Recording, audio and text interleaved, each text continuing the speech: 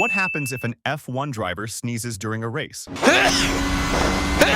Imagine traveling at 300 kilometers per hour and suddenly sneezing. An F1 car covers more than 80 meters in just 1 second, so even the slightest loss of concentration is critical. When a driver sneezes, their eyes close briefly, and their head may move inside the helmet, which can momentarily disrupt braking or steering control. This means sneezing is like driving blind for 80 meters. Drivers try to combat this by controlling their breathing or sneezing on straights whenever possible. However, this can be risky if it happens on a corner. Indeed, in Formula 1, where every millisecond counts, even a simple sneeze can become a critical moment.